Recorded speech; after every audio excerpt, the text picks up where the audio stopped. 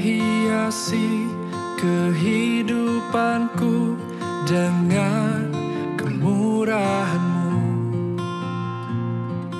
Kau rancangkan masa depanku penuh dengan harapan.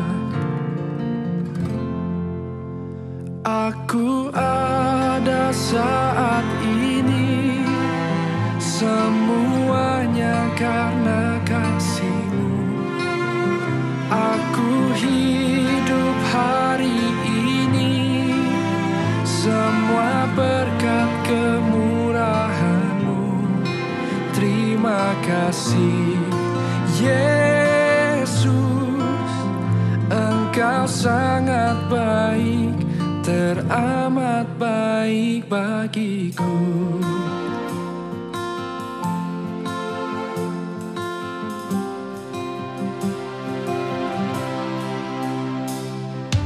Kau hiasi kehidupanku dengan kemurahan-Mu. Kau rancangkan masa depanku penuh dengan harapan. Aku ada saat ini, semuanya karena kasih-Mu. Aku hidup hari ini, semua berkat kemurahan-Mu. Terima kasih Yesus, Engkau sangat baik, teramat baik. Aku ada saat ini, aku ada, semuanya karena kasih, semua karena kasih. Aku hidup hari ini, semua berkat kemurahan-Mu. Terima kasih Yesus, Engkau sangat baik, teramat baik bagiku. Kami hidup hanya kemurahan-Mu Tuhan.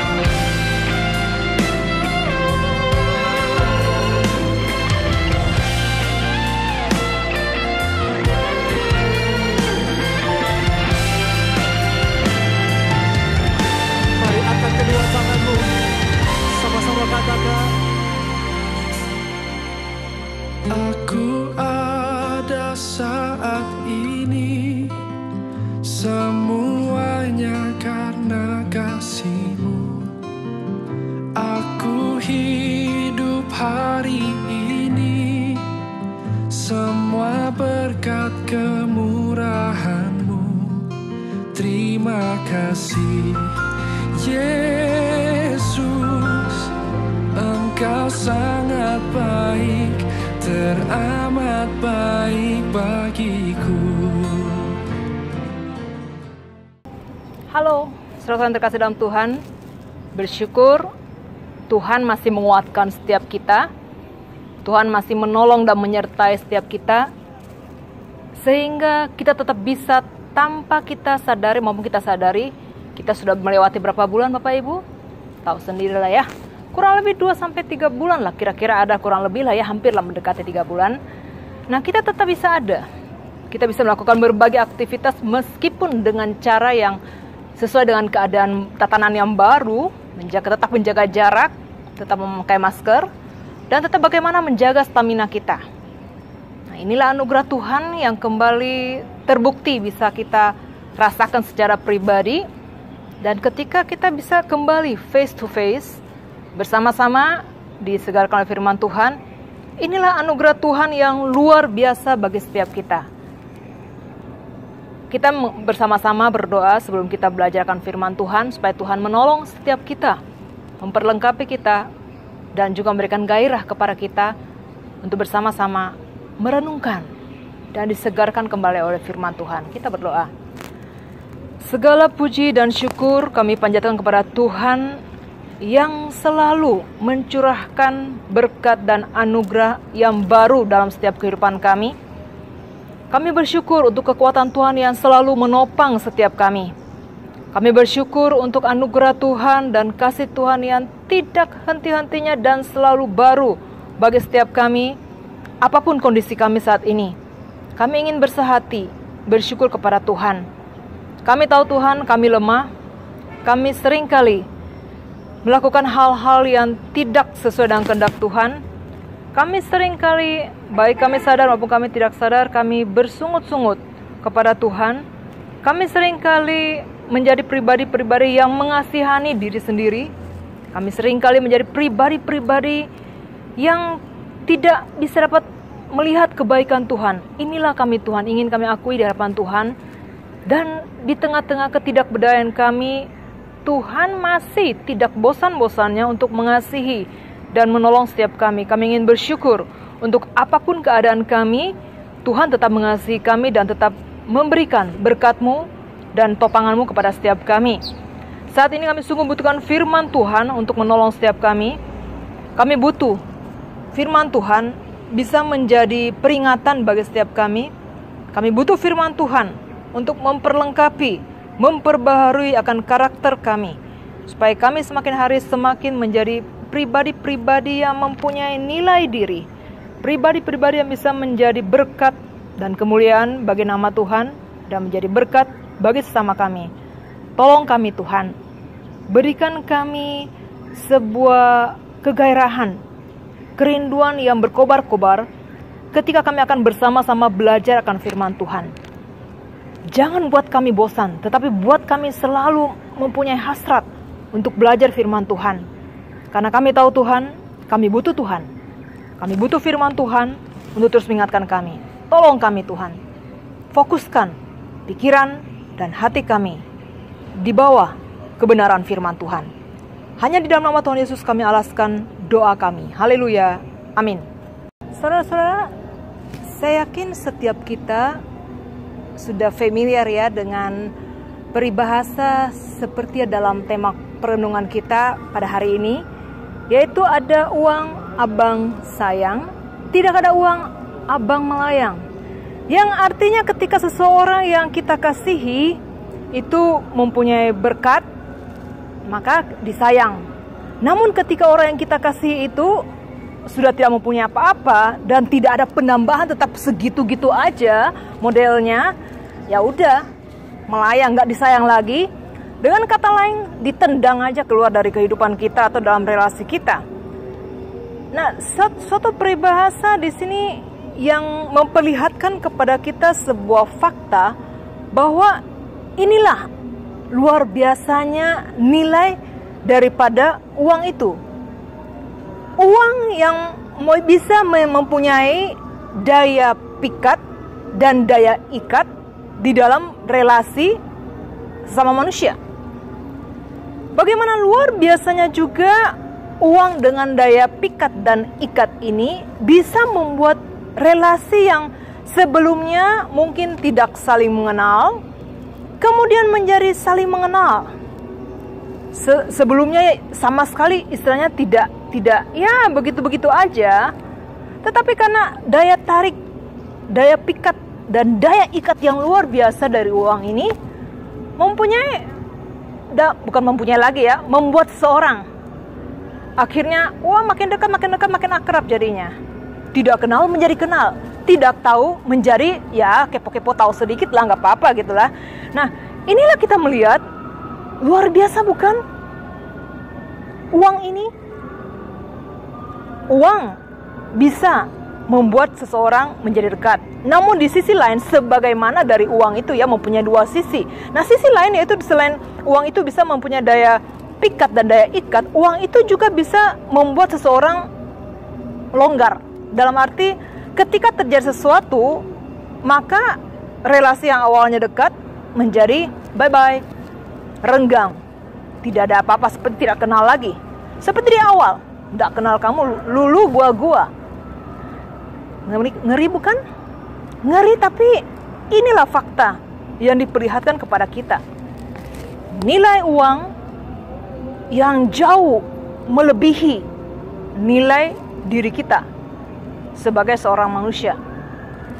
Yang seharusnya nilai diri kita sebagai seorang manusia di atas daripada uang yang adalah benda mati itu. Tetapi kenyataannya apa yang terjadi? Hebat bukan? Nah, saya tertarik dari peribahasa ini, saya tertarik dengan nilai uang ini yang begitu luar biasanya. Apakah kita manusia tidak bisa mempunyai daya pikat dan daya ikat seperti yang dimiliki oleh uang ini? Tentu bisa. Mau tahu caranya?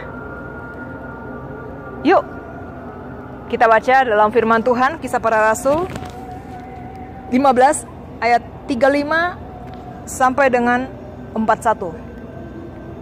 Demikian bunyi firman Tuhan, Kisah Para Rasul 15 ayat 35 sampai 41. LAI memberikan judul perselisihan antara Paulus dan Barnabas. Paulus dan Barnabas tinggal beberapa lama di Antiokhia. Mereka bersama-sama dengan banyak orang lain mengajar dan memberitakan firman Tuhan. Tetapi beberapa waktu kemudian berkatalah Paulus kepada Barnabas, "Baiklah kita kembali kepada saudara-saudara kita di setiap kota, di mana kita telah memberitakan firman Tuhan, untuk melihat bagaimana keadaan mereka."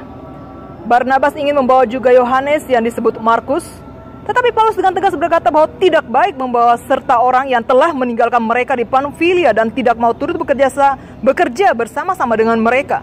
Hal itu menimbulkan perselisihan yang tajam, sehingga mereka berpisah dan Barnabas membawa Markus sertanya berlayar ke Siprus. Tetapi Paulus memilih Silas dan sesudah diserahkan oleh saudara-saudara itu kepada kasih karunia Tuhan, berangkatlah ia mengelilingi Syria dan Kilikia sambil meneguhkan jemaat-jemaat di situ. Bapak Ibu yang dikasihi Tuhan, kita tahu Paulus adalah sosok pribadi yang tidak betah diam di satu tempat. Dia mempunyai jiwa untuk penginjilan, jiwa untuk merintis. Sehingga tidak heran ketika dalam bacaan yang sudah kita baca dikatakan bahwa tinggal beberapa lama tetapi ingin pergi lagi. Di sini yang luar biasanya, Paulus itu ketika dia sudah mengunjungi kota-kota yang diinjilinya sebelumnya, nah dia lalu kemudian terpikir, bagaimana ya kalau kita kembali melihat bagaimana keadaan orang-orang, keadaan jemaat-jemaat yang baru kita rintis, keadaan gereja-gereja yang baru kita mulai, bagaimana keadaan mereka? Kita lihat yuk. Nah, ini ada yang ada di dalam pemikiran Paulus. Sehingga kemudian dia melontarkan idenya ini kepada Barnabas. "Hei Bar, yuk kita kembali lagi ke tempat-tempat yang sebelumnya dulu kita sudah pergi. Yuk kita lihat bagaimana kondisi mereka. Kalau perlu kita bangun mereka, kita maksudnya dorong lagi, motivasi mereka, kuatkan mereka lagi. Kita lihat perkembangan mereka bagaimana." Oke. Barnabas setuju dengan ide mereka. Ide daripada Paulus ini, dia oke aja, tidak ada masalah. Namun kemudian ketika sampai kepada satu titik mengenai siapa yang akan diajak, yaitu dalam hal ini akan mengajak Yohanes yang disebut Markus, mulailah dikatakan terjadi konflik. Terjadi sesuatu yang di luar dugaan mereka. Padahal awalnya tidak ada masalah, bukan? Oke, kita sama-sama kembali, yuk kita pergi lagi, tidak ada masalah. Tapi kemudian di sini katakan karena persoalan tentang membawa serta si Yohanes Markus ini untuk serta, timbullah perselisihan yang tajam. Nah, perselisihan yang tajam di sini bukan sekedar perselisihan yang biasa. Kalau kita menelusuri di dalam bahasa aslinya, perselisihan yang tajam di sini berarti bahwa ada emosi yang kuat yang menyebabkan erosi batin, nada tinggi.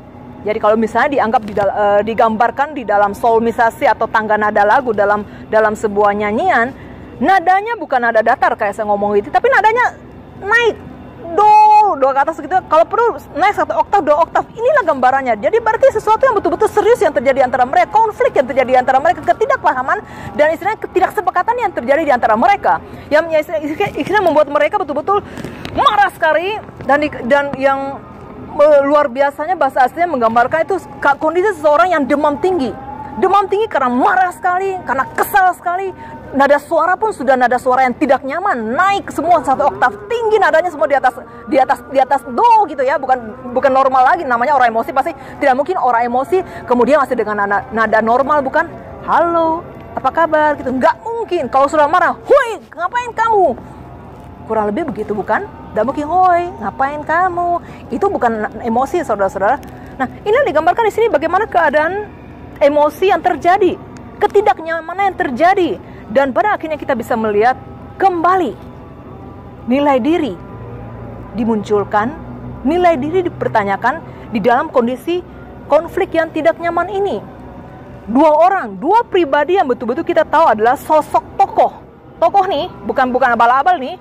Seorang penginjil, seorang partner yang sudah sama-sama melayani. Mereka mempunyai karunia masing-masing yang luar biasa, mempunyai kemampuan yang luar biasa. Bukan lagi orang yang baru, tapi sama-sama ini sudah ahli lah. Rohaninya mungkin sama-sama dikatakan sudah matang sama-sama. Bisa terjadi bukan? Nah, inilah fakta yang diperlihatkan, realita yang diperlihatkan kepada kita. Apapun kondisi kita, seiman pun sama-sama Kristen, sama-sama sebagai rekan kerja, bisa terjadi konflik. Dan dikatakan bukan biasa-biasa, sampai nada tinggi, emosi. Mungkin kalau bisa jadi pukul gitu lah, bisa jadi. Ini membuktikan emang emosi spontan yang terjadi. Jadi istilahnya di sini memperlihatkan kembali tidak ada di antara kita yang tidak mungkin tidak emosi, pasti bisa emosi. Nah, kembali kalau kita melihat dari uang yang mempunyai nilai yang luar biasa, daya pikat dan daya ikat, yang bisa bagaimana membuat seseorang itu yang istilahnya yang seperti saya katakan belum kenal menjadi kenal, bahkan mungkin seperti pepatah, seperti kerbau yang dicucuk hidungnya. Jadi yang satu yang istilahnya mempunyai uang yang banyak gitu ya, dia mungkin ingin disanjung, ingin dihormati, dan kemudian relasi itu kan karena uang, relasi karena uang membuat orang dekat. Yang satu itu karena supaya relasi tetap aman, sehingga akhirnya ya seperti itu, ikut aja ngekor gitu ya, seperti kerbau yang dicucuk hidung. Apa yang dikatakan oke, yes sir, yes ma'am, or yes apapun tetap mengikuti, mengekor. Ini nilai uang yang luar biasa. Nah, di sini kita dibandingkan nilai diri. Nah, di sini kita melihat kembali bagaimana kondisi nilai diri kita ketika keadaan tidak nyaman. Kalau uang bisa membuat relasi menjadi terhambat, ketika suatu saat terjadi hal-hal yang tidak diinginkan, terjadi konflik, maka relasi bubar, bukan? Karena tidak sesuai dengan skenario yang diinginkan. Bisa dari relasi pertemanan antara dua orang, satu yang lebih istilahnya mempunyai uang yang banyak, satunya biasa-biasa aja. Kan namanya saya selalu mengatakan bahwa uang bisa membuat relasi dekat. Dan juga ketika ada konflik, relasi jauh. Ketika ada konflik, kenapa bisa terjadi konflik tidak sesuai dengan skenario dari si satunya itu, sehingga akhirnya udah bubar. Nah, sama dengan di sini kembali kita melihat bagaimana nilai diri mereka ketika terjadi diperhadapkan kepada kondisi yang tidak nyaman. Apa yang mereka lakukan? Ini yang sering terjadi dalam kehidupan kita. Dalam keadaan begini, nilai diri ditentukan oleh nilai spiritualitas dari seseorang. Seorang profesor yang bernama Brick Johnstone dari Universitas Missouri, Amerika Serikat, dia mengatakan sesuatu yang menarik, bahwa dari penelitian yang dilakukan, bahwa di dalam otak manusia, khususnya di bagian kanan itu ada satu ruang bagi spiritualitas seseorang. Jadi sesuatu yang menarik. Bagian kanan ada satu ruang, tempat istilahnya neurospiritualitas, neuropsikologi, yang berarti bahwa ruang bagi spiritualitas seseorang, di mana ruang ini atau ruang spiritualitas ini yang menentukan, yang meyakinkan seseorang, ingat, ada Tuhan bersamamu. Dan dikatakan ruang spiritualitas ini juga yang akan mengingatkan kita, ayo, kamu harus terus memperbaharui sifat-sifat nilai dirimu semakin baik. Kamu harus terus mengembangkan diri ke arah yang sesuai dengan apa yang menjadi kehendak Tuhan. Yang berarti suatu sifat-sifat yang plus di dalam diri kita. Sesuatu yang menarik. Ruang spiritualitas yang mendorong manusia yakin akan pertolongan Tuhan yang selalu ada. Ingat Tuhan, apapun kondisimu, ingat Tuhan. Dan juga mengatakan ruang inilah yang kemudian akan mendorong manusia, memotivasi seseorang untuk ayo lakukan kebaikan, lakukan sesuatu yang membuatmu dapat menjadi berkat. Kalau saya istilahkan bagi setiap kita, yaitu bagaimana kita tetap menjadi terang dan garam di dalam segala situasi dalam kehidupan kita. Apapun kondisi kehidupan kita, bagaimana kita tetap menjadi terang dan garam. Kita akan melihat bagaimana ruang spiritualitas, bagaimana iman dari seseorang yang sedang berkonflik, seseorang yang sedang berada dalam situasi yang tidak nyaman di dalam kehidupannya. Dalam hal ini kita kembali kepada Paulus dan Barnabas yang sedang berkonflik karena tidak akan mengikutkan seseorang bernama Yohanes Markus. Paulus jelas tidak mau membawa si Markus karena mungkin di dalam sebelumnya si Markus ini sudah meninggalkan mereka. Jadi sehingga bagi Paulus orangnya lebih baik tidak usah membawa seorang rekan pelayanan yang tidak bisa menghadapi tantangan kesulitan, yang putus di tengah jalan, yang patah semangat di tengah jalan, tidak usah ikut, lebih baik dia pergi saja. Karena sudah ada pengalaman sebelumnya ditinggalkan. Lukas tidak mencatat di dalam kisah para rasul ini alasan mengapa Markus meninggalkan mereka, tidak dijelaskan juga. Dan juga kita di sini bisa melihat juga bahwa satu sisi Paulus tidak mau membawa serta. Sisi lain yang terjadi, Barnabas, oke, kamu tidak mau bawa dia, saya yang bawa dia. Kita bisa melihat di sini kembali situasi yang terjadi ya. Memanas, emosi, tajam bukan konflik yang terjadi. Tetapi walaupun konflik yang terjadi ini panas, Lukas tidak mencatat siapa yang benar, siapa yang salah. Tetapi hasil akhirnya kita bisa melihat kembali apa yang terjadi. Jadi kembali sesuatu yang menarik dalam adegan nyata, kisah nyata yang dialami oleh dua tokoh iman, sama-sama pelayan Tuhan, sama-sama misionaris yang memberitakan Injil Tuhan, bisa mengalami konflik. Apa yang mereka lakukan? Dengan pertolongan Tuhan, dalam keadaan emosi, mereka tetap bagaimana menempatkan kasih karunia Allah, tetap mempunyai menjaga nilai diri yang sesuai dengan standar kebenaran firman Tuhan. Walaupun hati panas, pikiran panas, mereka tetap berusaha menjaga. Akhirnya masing-masing memutuskan, oke, kita bisa aja. Silakan, kamu pergi dengan siapa, cari siapa. Pada akhirnya kita tahu Paulus mencari Silas sebagai rekan partnernya. Si Barnabas mencari Yohanes Markus yang dikatakan mungkin adalah sepupunya, dan juga dalam hal ini Barnabas walaupun ditolak oleh Paulus, Barnabas hadir untuk bagaimana berusaha menolong Markus yang mungkin di masa lalu pelayanan mempunyai hal-hal yang tidak baik, mungkin istilahnya patah semangat, kemudian tidak kuat menghadapi tantangan, kemudian mundur dan sebagainya macam. Barnabas hadir untuk tetap menolong dia dalam kondisi yang tidak nyaman. Barnabas tetap mempunyai nilai diri untuk tetap menemani, tidak meninggalkan dan membuang Markus. Nah, kemudian di sini kita bisa melihat Barnabas yang adalah boleh dikatakan lebih duluan pelayanan daripada Paulus, dan bahkan dikatakan Barnabas yang merekrut Paulus ketika pertama kalinya Paulus bertobat. Barnabas yang mencari Paulus, waktu itu namanya masih Saulus sebelum menjadi Paulus. Barnabas yang cari sampai ke Tarsus untuk mencari Paulus, yuk kita pelayanan, memberikan kesempatan kepada Paulus pelayanan, memberikan kesempatan untuk bagaimana Paulus, ayo coba sama-sama kita melayani Tuhan, memberitakan Injil. Seorang Barnabas kita lihat lebih senior, boleh dikatakan lebih senior dari Paulus. Dalam kondisi bertengkar gini, dalam kondisi panas, seharusnya Barnabas bisa emosi. Seharusnya Barnabas bisa menonjolkan, hey ingat, saya lebih tua dari kamu loh. pengalaman saya lebih banyak. Saya duluan terjun ke pelayanan, saya duluan mengabarkan Injil. Kamu yang tidak tahu berterima kasih ya, justru saya yang sudah merekrut kamu. Justru saya yang sudah istilahnya memberikan kesempatan kepada kamu untuk bersama-sama melayani.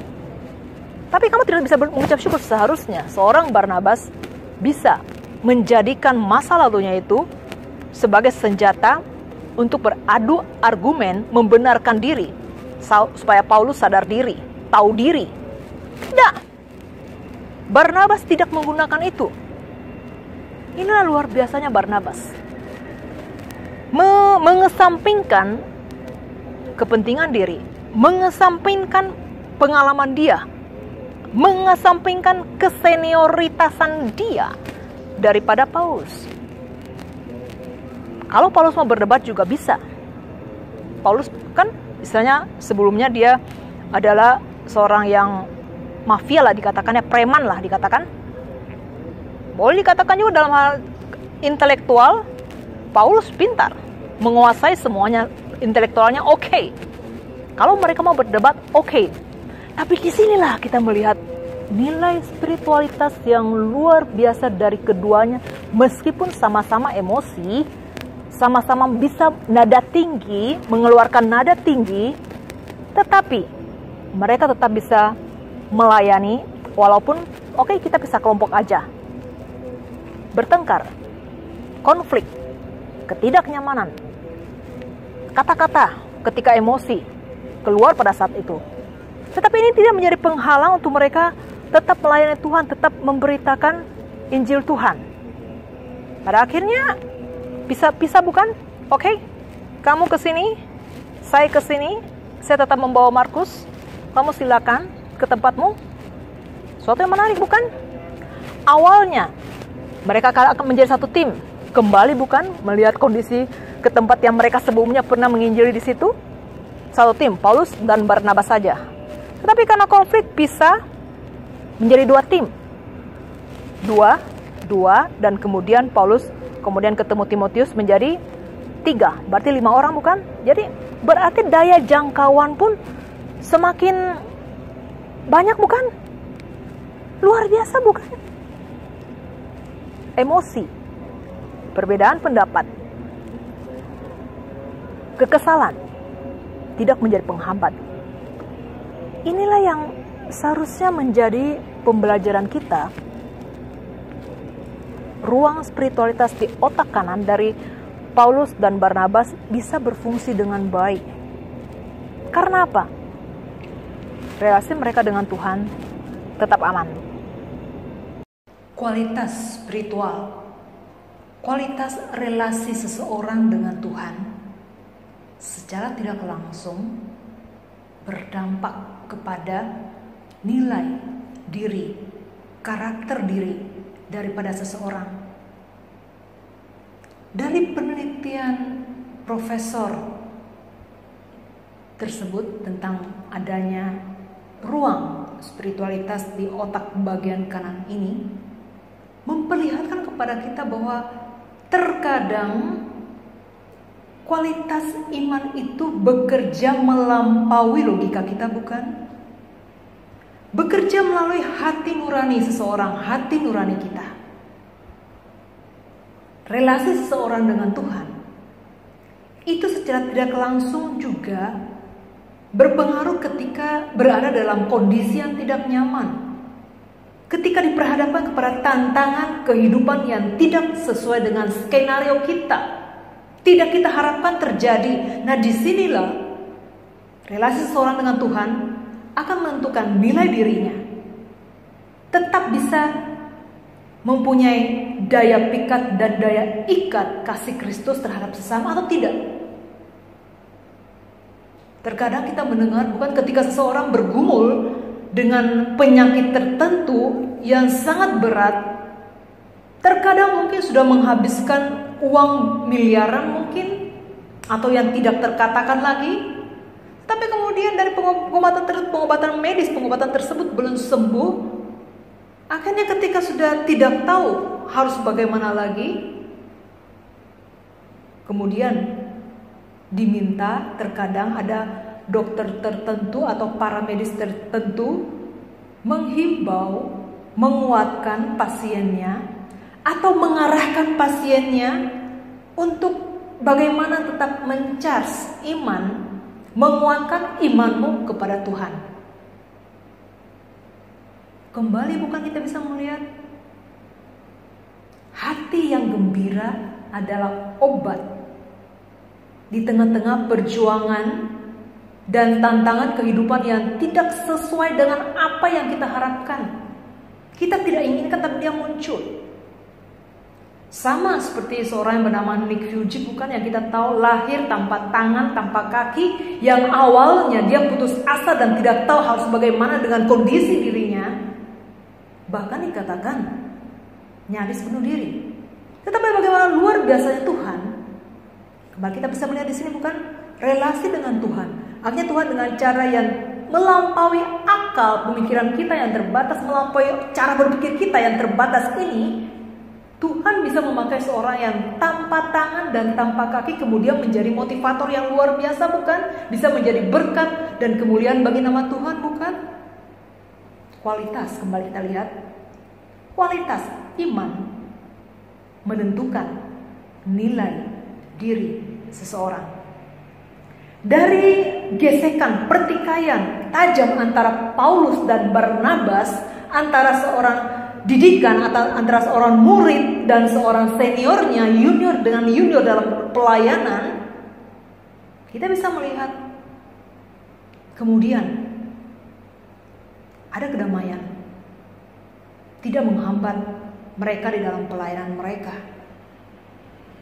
Awalnya tegang, namun kemudian kalau kita perhatikan dalam 1 Korintus 9 ayat 6, di situ relasi mereka sudah baik. Paulus dan Barnabas kembali bisa bekerja sama dengan baik.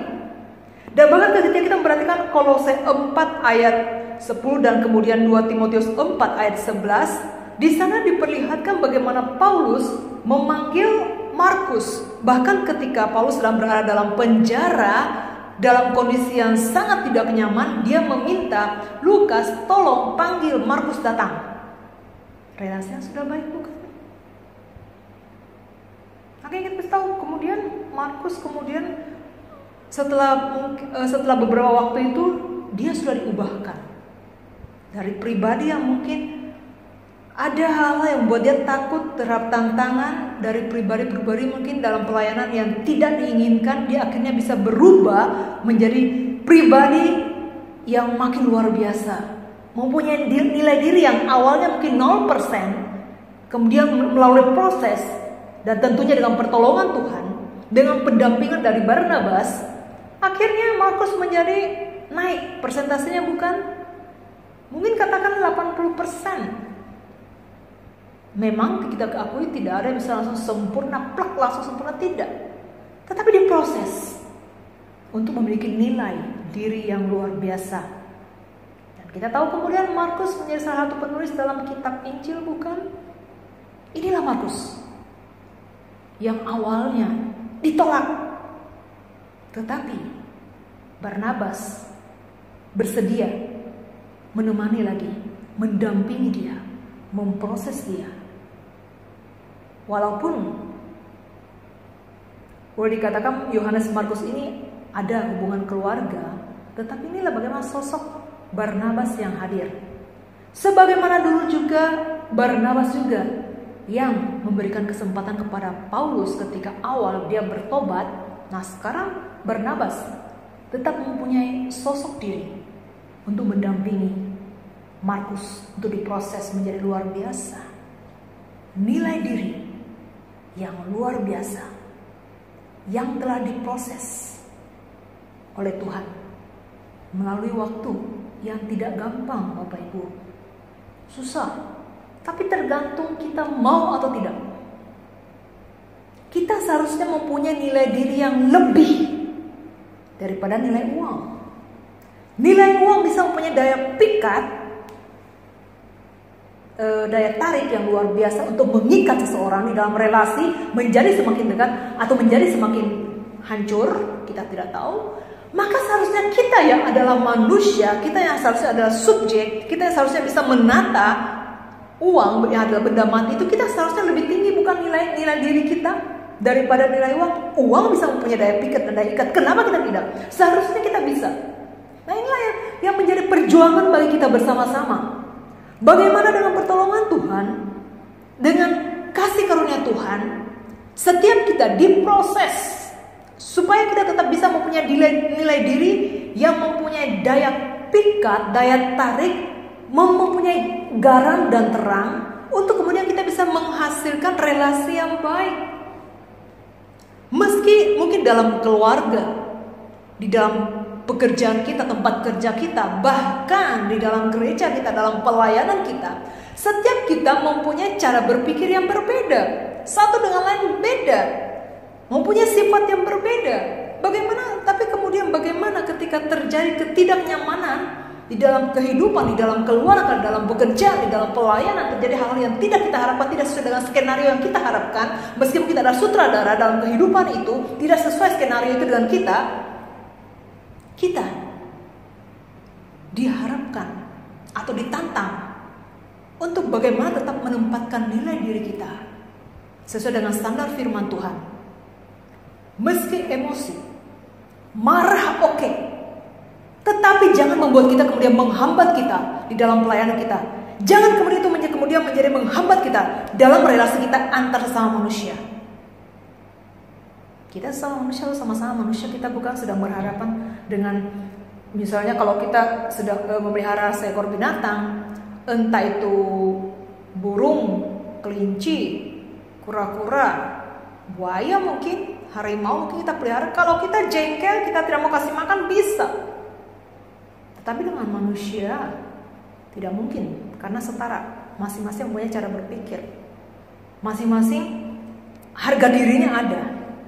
Tetapi kembali di sini diperlihatkan dari Paulus dan Barnabas mengesampingkan harga diri, kembali menjadi pribadi yang saling menghormati, saling menghargai, dan pelayanan mereka tetap mereka jalankan, dan hasilnya adalah luar biasa.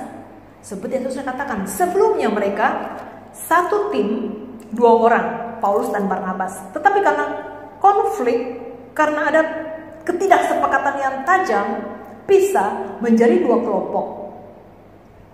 Si Barnabas dengan Markus, oke, satu tim. Kemudian Paulus menyertakan Timotius, berarti 2 tim, 5 orang total. Dan penjangkauannya lebih banyak. Luar biasa bukan? Dari sinilah kita belajar bersama-sama di dalam ketidaksempurnaan kita. Kita tahu bersama ketika cuaca dingin di dalam di lokasi tertentu, tidak ada makhluk hidup, dalam hal ini binatang, yang tahan untuk hidup ketika cuaca atau suhu sangat dingin. Ketika musim salju sangat dingin. Sama dengan yang dialami oleh landak. Kita tahu landak bukan? Landak itu durinya itu di permukaannya itu banyak. Jadi kalau dalam musim dingin mereka, bagaimana caranya mereka bisa bertahan hidup? Tidak mungkin mereka sendiri-sendiri. Akhirnya mereka harus saling mendekat. Saling mendekat, namanya seekor landak punya duri yang tajam, yang kurang lebih dikatakan ratusan durinya di dalam satu badan ini.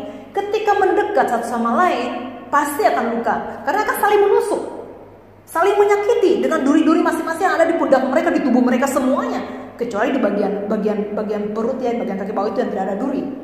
Nah, akhirnya udah, apa boleh buat? Karena dingin kan, untuk supaya bertahan hidup, udah merapat, udah nggak apa-apa, kita terluka karena duri kita yang saling menusuk, tidak apa-apa. Tetapi bahkan kita tetap bisa saling menghangatkan di dalam cuaca yang sangat dingin, di mana binatang-binatang lain beberapa mati karena tidak tahan, karena bagaimana mempertahankan dingin tidak bisa lagi, akhirnya mati. Nah, bagaimana caranya mereka bertahan hidup? Landak ini berkumpul di dalam gua, mereka berkumpul bersama menghangatkan diri. Nah, seharusnya itu kita belajar dari situ juga. Di tengah-tengah keberbedaan kita, meskipun kita pada suatu hari kita bisa konflik, bisa terjadi sesuatu yang tidak kita harapkan, oke, kita kembali bisa damai. Kita kembali bisa istilahnya mempunyai komunikasi yang baik. Saling menyakiti oke, tapi tetap saling menghangatkan seperti landak.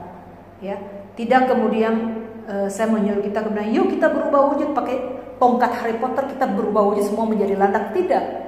Tetapi ada sesuatu yang kita bisa pelajari. Saling menusuk oke, saling menyakiti oke, tapi jangan lama-lama.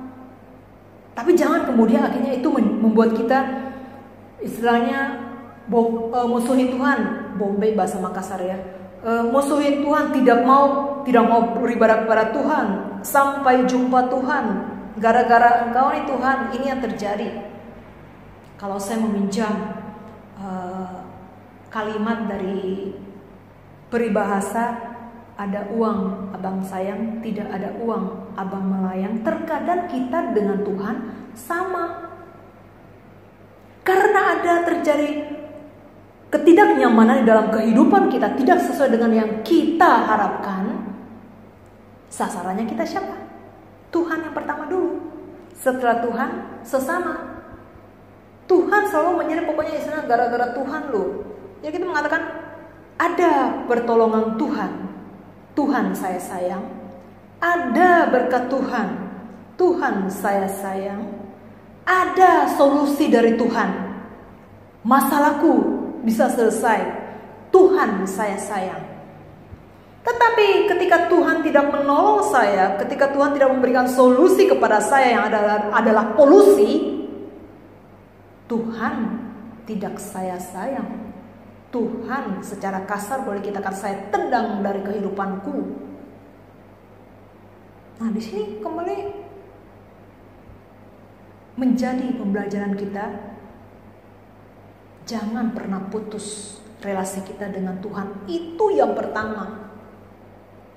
Relasi dengan Tuhan, hubungan dengan Tuhan, itu akan menentukan nilai diri kita, siapa kita, kualitas diri kita, supaya kita tetap bisa menjadi berkat satu dengan lainnya.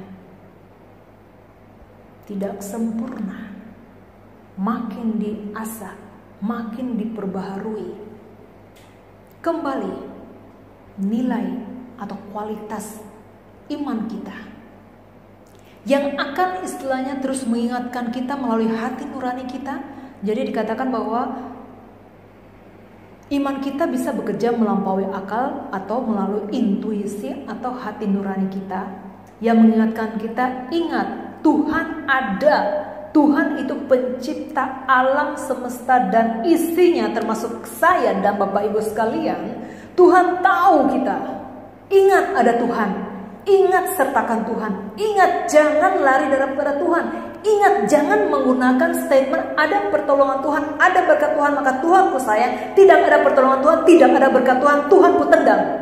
Atau Tuhan melayang. Tuhan sayonara. Tuhan sampai jumpa. Tergantung mau sayang mau kepada tidak. Sesuatu yang tidak nyaman. Mari kita terus berjuang bersama-sama.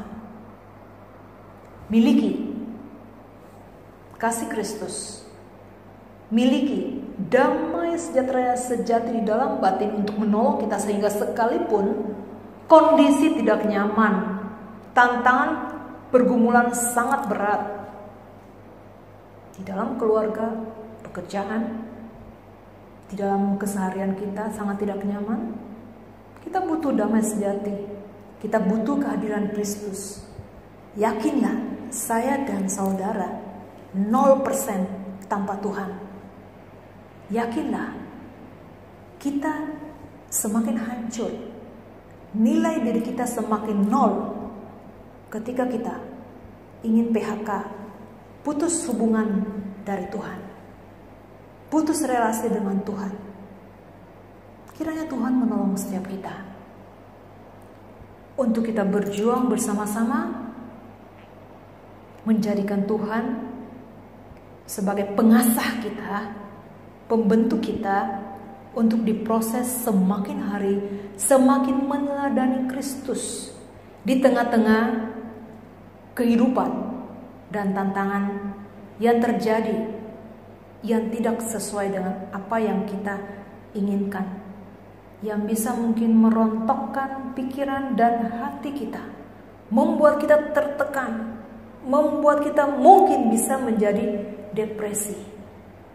Jangan biarkan semua itu terjadi dalam kehidupan kita. Jangan biarkan seperti yang sudah kita dengar yang disampaikan oleh Ibu Helen Pratama.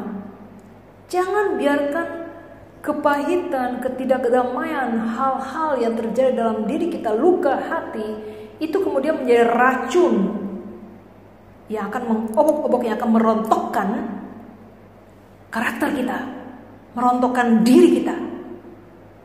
Dan lebih parahnya lagi, racun bagi iman kita sendiri, rohani kita. Jangan biarkan itu terjadi. Jadi mari berjuang bersama-sama. Minta Tuhan, Tuhan tolong saya ingin mempunyai nilai diri yang berkenan, yang sesuai dengan standar firman Tuhan, yang sesuai dengan kehendak-Mu ya Tuhan. Bagaimana saya tetap bisa menjadi pribadi-pribadi yang tetap menularkan damai sejahtera di tengah-tengah situasi yang tidak nyaman. Bagaimana kita menjadi pribadi-pribadi yang mengesampingkan ego diri kita, emosi diri kita di dalam pelayanan. Sehingga kita tetap bisa bersama-sama mengatakan Bhinneka Tunggal Ika, berbeda-beda tetapi tetap satu. Bukan bersatu di dalam keanekaragaman untuk pecah belah. Bukan. Jadi bukan bersatu untuk pecah belah, tetapi di dalam keperbedaan itu kita tetap saling melengkapi satu dengan lainnya. Berbeda-beda, tetapi tetap satu. Beraneka ragam cara pikir, tetap satu tubuh Kristus. Tetap bisa mempunyai nilai diri yang berkenan di hadapan Tuhan. Amin. Mari kita masuk di dalam doa. Inilah setiap kami Tuhan. Kami datang kepada Tuhan, kami ingin berterima kasih kepada Tuhan yang telah menolong setiap kami di dalam perenungan firman Tuhan pada hari ini. Ya Tuhan, ingatkanlah kami selalu. Kami membutuhkan Roh Kudus-Mu untuk senantiasa mengarahkan kami melalui hati nurani kami, supaya kami tetap bisa mempertahankan, mempunyai kualitas iman yang semakin hari semakin bertumbuh, semakin hari semakin kuat, semakin mengakar di dalam Tuhan. Apapun tantangan kehidupan, apapun kondisi yang kami harapkan, yang tidak sesuai dengan skenario kami ketika muncul di dalam kehidupan kami, ketika itu mengganggu kami, mengganggu ketenangan pikiran dan batin kami, tolong kami Tuhan untuk supaya kualitas iman kami tidak surut karena tekanan-tekanan yang sedang kami alami saat ini. Ingatkan kami terus untuk kami tetap mempunyai kualitas iman yang baik, sehingga kami bisa mempunyai nilai diri yang baik, tetap dengan pertolongan Tuhan, tetap dengan kasih karunia Tuhan, tetap dengan perlengkapan daripada Tuhan, kami bisa melebihi nilai uang yang mempunyai daya pikat dan daya ikat yang luar biasa. Kami ini lebih luar biasa daripada nilai uang tersebut. Kami tidak ingin karena sikon, karena konflik, karena ketidaknyamanan membuat relasi kami dengan sesama menjadi rusak, membuat relasi dalam sebuah keluarga menjadi tidak nyaman. Tuhan, kami tidak ingin itu terjadi. Tuhan tolong kami. Kami sangat membutuhkan Tuhan di dalam kehidupan kami. Anugerahkanlah hikmat-Mu senantiasa kepada kami. Kami juga sangat membutuhkan damai sejahtera yang sejati daripada Tuhan ketika kami sedang tertekan dengan banyak hal yang sulit kami ungkapkan kepada sama, tapi kami yakin, ingatkan kami untuk datang kepada Tuhan. Sehingga berbagai masalah, mungkin kekhawatiran, luka hati, kepahitan itu janganlah menjadi racun di dalam kehidupan kami, karena kami tahu itu bisa merusak diri kami, bisa merusak relasi kami dengan Tuhan. Ya Tuhan, saat ini kami ingin mendoakan untuk setiap jemaat baik di GKI Pekanbaru maupun rekan-rekan yang menonton akan tayangan ini, di dalam kondisi mereka masing-masing dalam pergumulan, mereka masing-masing Tuhan tetap akan menolong mereka.